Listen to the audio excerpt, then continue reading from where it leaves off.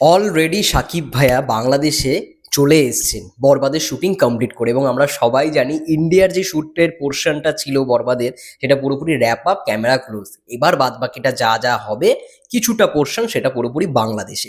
নমস্কার বন্ধুরা, আমি রূপম চলে এলাম আরও একটা নতুন ভিডিও নিয়ে। বন্ধুরা, এখন কথা বলতে আমরা চলে এসেছি বরবাদে একটি ছোট্ট বিষয় নিয়ে। মানে বরবাদের যেহেতু শুটিং শেষ করে এসছেন সাকিব ভাইয়া, তো সেই প্রসঙ্গেই চ্যানেল আইকে একটা ছোট্ট করে কথা বলেছেন বরবাদ সংক্রান্ত। তো সেটা নিয়েই কথা বলছি। তো বরবাদ বিষয়ে যখন সাকিব ভাইয়াকে প্রশ্ন করা হয়, তোমরা চ্যানেল আইতে গেলে দেখতে পারো, চ্যানেল আই থেকে একটা কি বলবো, নিউজ পোর্টাল বার করা হয়েছে। মানে কথা আর কি, লেখা যেগুলো হয় না, লেখা ইন্টারভিউগুলো, সেগুলো বার করা হয়েছে। এবং সেখানে সাকিব ভাইয়া বরবাদ নিয়ে কি বলেছে সেটার কিছু প্রসঙ্গ তুলে ধরা হয়েছে। তাকে জিজ্ঞেস করা হয় যে বরবাদের শুটিংয়ে কেমন কি হলো, বা শুটিং শেষ হলো এবার, মানে তিনি কি বলতে চান। তো সেই প্রত্যুত্তরে সাকিব ভাইয়া বলেছে যে বরবাদ নিয়ে দর্শকদের মধ্যে যে প্রত্যাশাটা তৈরি হয়েছে, সেটা কোথাও গিয়ে ভালো রকমভাবে সেই প্রত্যাশাটাকে পূরণ করবে বরবাদ। এবং যেহেতু এটা লার্জ স্কেলের ছবি হতে যাচ্ছে, তো দর্শক যে আশাটা করেছে, দর্শক যেটা ভাবছে, সেটাকেও কোথাও গিয়ে ছাপিয়ে যাবে, মানে সেটা পূরণ করবেই করবে। তো একজন মেগাস্টার যখন এই কথাটা শুটিং শেষ করে এসে একটা মিডিয়ার চ্যানেলকে বলছে, তার মানে এটা বুঝতে হবে ভাই, সে এতদিনে যে কটা ছবি করেছে তার থেকে ভাই এটা ভাই অন্য কিছু হয়েছে। এটা ভাই বুঝে নিতে হবে।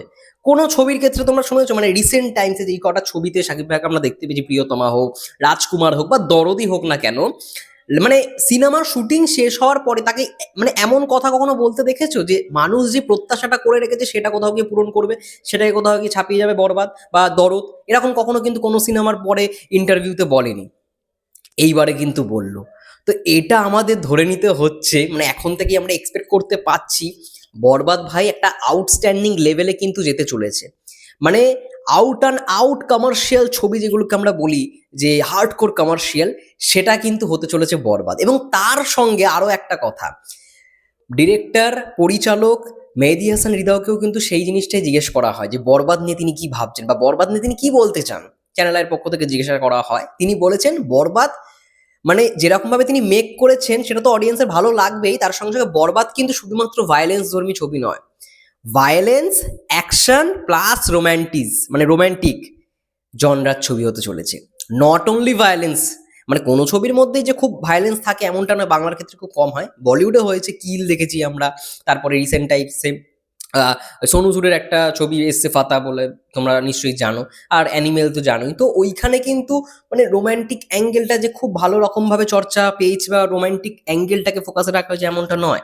কিন্তু বরবাদের মধ্যে ভায়োলেন্স হয়তো সব থেকে বেশি থাকবে, তার সঙ্গে সঙ্গে যেহেতু ইদিকা পাল নায়িকার চরিত্রে রয়েছে সাকিব ভাইয়ের বিপরীতে, তো এখানে রোম্যান্টিক অ্যাঙ্গেলও কিন্তু ক্রিয়েট করা হবে সিনেমাটার মধ্যে। মানে ভায়োলেন্স, অ্যাকশন এবং রোম্যান্টিক জনরার ছবি হতে চলেছে কিন্তু বরবাদ।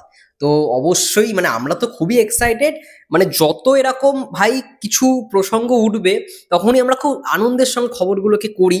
এই কারণেই যে ভাই, মানে এরা খাটনি করেছে, এরা পরিশ্রমটা করেছে, যার জন্য হয়তো আমরা বিগ স্কেলে সেই গ্র্যান্ডারটা দেখতে পাবো। নিজে সাকিব ভাই বলছে যে এত বড় একটা ছবি, এত বড় স্কেলের ছবি হতে চলেছে বরবাদ, তো সেই জায়গায় গিয়ে এমন একটা জিনিস ক্রিয়েট করবে বা মানে দর্শকদের যে প্রত্যাশাটা তৈরি হয়েছে সেটা কোথাও গিয়ে যখন পূরণ করবে, তো সেটার অপেক্ষায় তো আমাদেরকে একটু হলেও ওয়েট করতেই হবে। যাই হোক, এটা বলেই ভিডিওটা শেষ করো। তোমাদের কি মন্তব্য এই বক্তব্য নিয়ে অবশ্যই কমেন্ট করে জানো। ততক্ষণের জন্য সবাই ভালো থেকো, সুস্থ থেকো, টেক কেয়ার।